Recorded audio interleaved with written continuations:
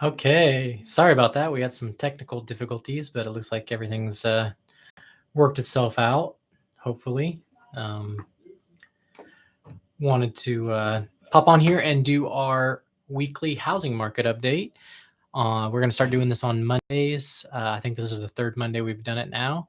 And I'm going to give you week over week updates on what's going on with the trends with the housing market. So join us every Monday. It's about this time, usually around 5, 6 o'clock. We're going to be getting this all set up. So if you don't join us on the live stream, just catch it on the loop and leave a comment if you have any questions. But I'm going to give you the statistics, the cold, hard facts, and then I'm going to let you know kind of my perspective on what's going on with the housing market. So if you haven't subscribed yet, please subscribe. Join us on our journey. I think we're around 500 maybe. And we're headed all the way to the moon. So join us and check out my content because I'm doing the a mortgage rate update every Friday, and then I'm doing the housing market update on Mondays. So your updated resource to know what the heck's going on with this market. It's a crazy, crazy market,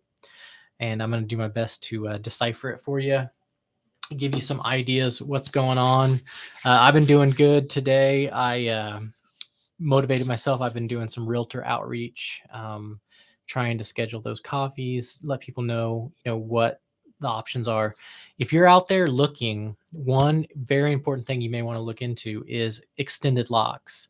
And I know there's a lot of lenders out there that are pushing like 30-day, 60-day, 90 days. You want to try to find lenders. This is another reason it's important to work with a broker, because I have a lender out there who can do 270-day extended locks. It's a lock and shop. So they can lock you today and then you have 9 months to find that house. That's plenty of time, because what's going to happen if you lock in at the 60-day, 30-day, you may not find the house before your lock expires. And then it's kind of pointless to do the whole thing. It sounds good. It's a good marketing piece that you can push out as a lender, but the ones that are really going to be significant are the ones that you're looking at maybe 4 months, 6 months, 9 months out. That gives you plenty of time to compete, because we're going to get into some statistics a little bit later that tell you how many offers are being made, and then also like how long the home search is taking. I found some interesting statistics on that, breaking it down by generation. But without further ado, let's get right to this update. It looks like the active listings are down 14.5%. Pending listings are down 12.2%. And the ratio of pending listings versus active listings is at 10.4. Now, last week it was at 10.8. So the gap is narrowing. And so what you want is we want that to basically invert maybe, or narrow to where there's more active listings than pending listings, because what that means is that maybe it switches to where maybe some buyers can maybe get some deals out there. So be looking at that. It is narrowing the gap. So that's a good sign for the market if you're on the buyer side. If you're on the seller side, you need to get rid of your house if you want to get the maximum dollar.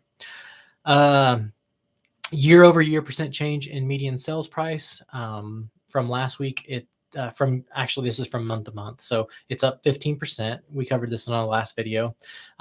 Sale to list price. This is actually week by week.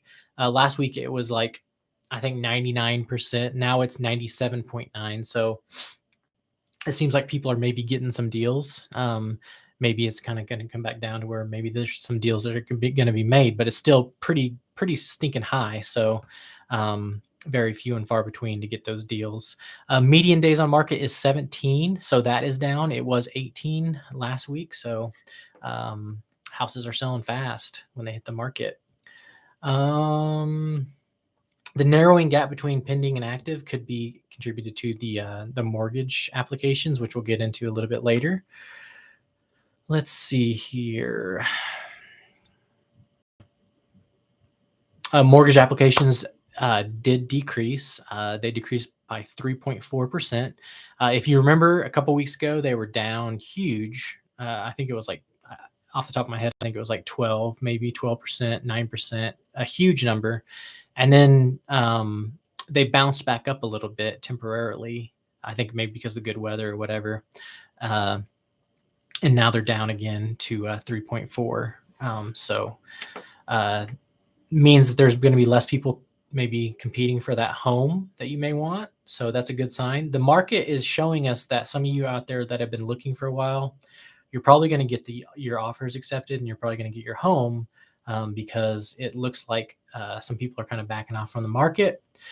Maybe it's because of the rates, but historically speaking, rates in the upper fours, fives, six, I mean, I would say probably even into the 8%, historically speaking, are low. I mean, we've been kind of spoiled for a time with these 2%, 3% rates. Those are, I mean, those are what is it? Abnormal rates. Those are abnormal rates that we've had. We've kind of been spoiled with.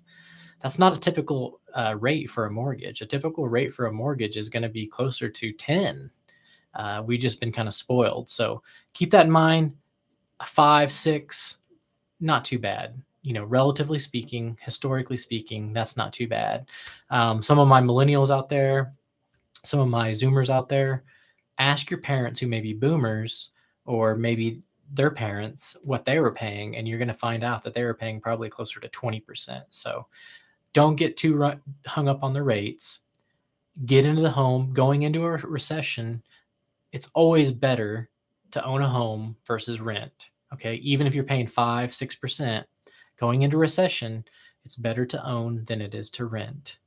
Okay, so would you rather pay 6%, or would you rather pay 100% to a landlord? So keep that in mind. Interesting statistic I was able to find here. Week search, it looks like the average person is taking about 8 weeks, so that's 2 months to find the home. And then on average, they're usually looking at about 6 to 7 homes. And so don't give up. If you don't get that first offer, second offer, it's taking people about 6 offers before they actually get one accepted. So don't give up. Keep looking. Looks like we're doing good on time. Hopefully you enjoy these statistics. I'm going to start doing this every Monday, so be sure to tune in. And I feel like I'm going to burp, but I'm trying to hold it back. But it's all good. I've been, drinking my quintessential energy drinks here. It is what it is. I got to get that go-go juice. So, hey, hope you guys have an awesome week. Crush those goals, and I will talk to you on Friday. All right. Bye-bye.